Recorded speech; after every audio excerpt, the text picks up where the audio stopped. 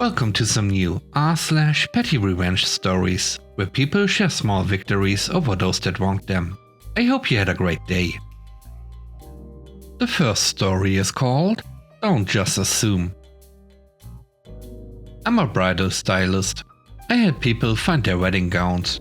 I love my job, and 99% of the time it's a happy, wonderful job with great co-workers and customers. And then there's the 1%. I had a bride today who was very sweet, but just didn't connect with the gowns we had. That's okay. It happens sometimes. She was fine. But her mom, and somehow it's always the mom or the aunt, was decidedly not happy and decided to bad talk me in Spanish the whole time. Does this woman know what she's doing? She's pulling nothing but ugly gowns. Said gowns were selected by the bride. I hope you don't ever get as fat as her. And so on. Lovely. Now, I'm whiter than a jar of mayo, and I don't necessarily look like I speak Spanish. However, my parents are from a Spanish-speaking country, even though they are not ethnically Hispanic. I knew a lot more as a kid, but I still know enough to get around. So I waited until the end. As they were leaving, I said, I hope you have a great day. Please feel free to come back anytime you'd like. We have lots more gowns you can go through if you'd like.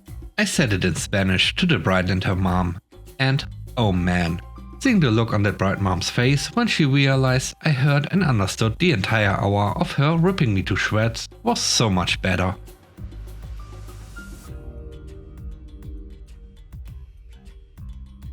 The next story is called Closing Fee. I had an investment account at my bank that I set up in order to save for my kids' college and used it to pay tuition. About 2 years after the last one graduated, I realized that I'd been getting a monthly statement for the account, even though it only had $280 in it. I went to the bank to close it out and have the $280 transferred to my checking account. They sent me to an investment specialist in a small office off to the side, since customer service people can't do anything with investment accounts. I want to state that the person I sat down with was doing his job, and he had rules and procedures to follow. He started out nice and friendly. When he asked why I wanted to close the account, I explained to him that I was getting monthly statements, it was costing the bank money, etc. However, he told me there would be a $135 fee to close out the account. I asked if it could be waived, since it was half the value of the account. It was costing the bank to send the statements, and he got irritated with me for even suggesting such a thing. Then he spent the next 15 minutes trying to sell me life insurance, and asking how much I had in my other accounts, and that he could probably do better performance-wise if I transferred it all to his investment branch. I decided not to close out the account, but to take out $279 instead, leaving a bug in it. In a now condescending tone, he lectured me that it wouldn't stop the monthly statements, the reason I wanted to close the account. I explained to him that it wasn't worth $135 to me to stop the mail. 2 years later, I'm still getting monthly statements for the account that now has $1.03 in it.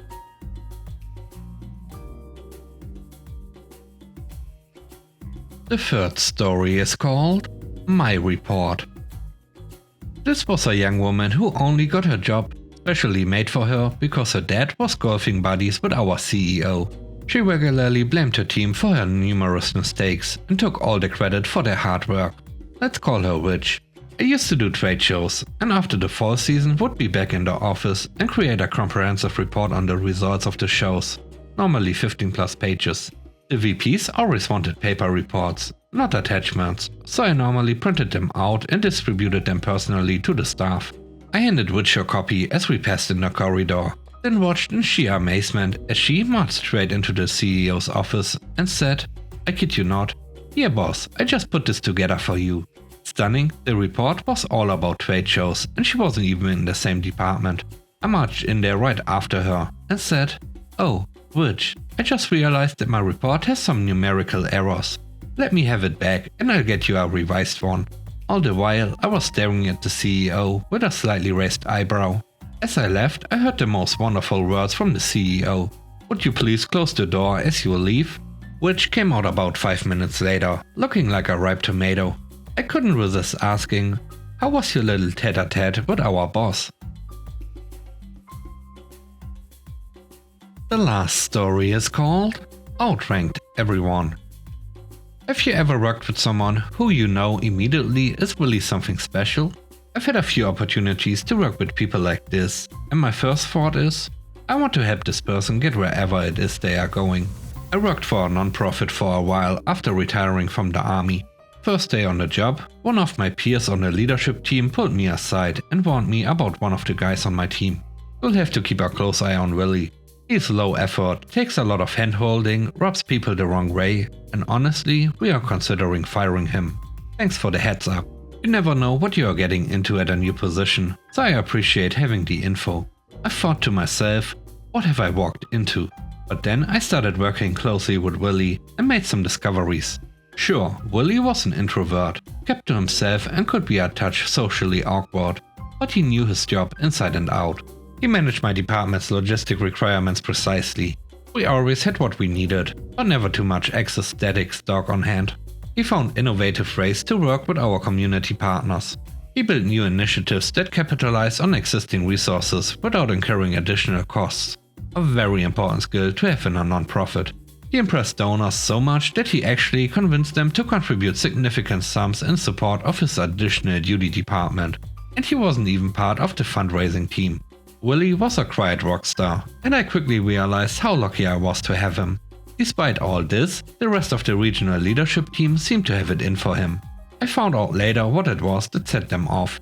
Willie had made an offhand comment to Jane about a year before I joined. Nothing bad, just a casual observation about a physical aspect of the office space that Jane interpreted poorly. She shared it with other leaders in the organization. They decided that the comment made their teeth itch, and it became a snowball that quickly rolled over Willie's reputation. The comment was relayed to me by a third party a few months after my arrival. I went and talked to Willie about it directly. I wanted to get his take. Our discussion revealed that it was totally innocuous, but misinterpretation had caused a misunderstanding and the damage was done. Rather than asking questions of Willie to clarify, they assumed a bunch of stuff and ran with it. The stage was set, and Willie realized that he didn't have a future at our location. Leadership had made up their minds about him and were actively blocking his options when they learned about any moves he was trying to make. I knew of at least 3 instances where they torpedoed his chances for interviews at other nearby locations in the organization, tripping him before he even got out of the gate. Willie knew if he was going to advance, it was going to be somewhere else. He started looking for new work, and he eventually found something at another branch of our organization in a different state. He kept it very quiet, got the interview, and the other region was assessing the different candidates. The only other person in our region who knew about it was me, and that was only because I'd spent months gaining Willie's trust. He knew he could confide in me, and I wouldn't try to mess with him. Around that time, Jane hit me up again about Willie. I'm amazed by the changes in Willie since you came on board. You've really done a lot to mentor him and get him up to his full potential. I have done a lot of work where Willie is concerned. Some of it was helping him with professional development, but most of it has been focused on shifting the leadership team's perspective. He's really not that different from when I arrived, but as you just indicated, your perception of him has definitely changed. I've put a lot of effort into just letting him shine, giving him credit for the good things he does and staying out of his way. He didn't need micromanagement, he needed room to run. Every time he achieved something, I made a point of highlighting his success and the benefit it brought to our organization. The work I did wasn't on him, it was on you. Jane didn't know what to say. Back to Willie. I asked if he wanted me to go to bat for him in the hiring process with the other region. He said he'd appreciate the help, so I called the manager at the other location. I told her, I don't want to lose Willie, but all the reasons why I want him to stay here are the same reasons why you need him there. The problem is, if Willie stays here, the organization is going to lose him because they won't promote him. I'd rather have him stay with the organization in a different place than lose his commitment and skills entirely. She hired him. Of course, it was all him.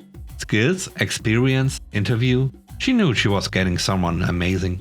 My recommendation was just icing on the cake. Made it easier for her to decide what she already knew. Willie's taste of sweet revenge came when the leadership team had to eat crow as they congratulated him on his move. Willie knew this team of leaders had put a lot of effort into making sure he'd never advance. Some of their congratulations were less than genuine, including Jane's. The cherry on top was that the pay and position at the new job were half a step above mine and the rest of the leadership team. That's right, he moved on, he moved up, and he outranked us all. A most excellent FU to the folks who had stood in his way. Thanks for watching the video. I hope you enjoyed it. If you did, please consider subscribing to the channel for more content. Let me know what you think about the stories in the comment section below. Have a great day. Bye bye.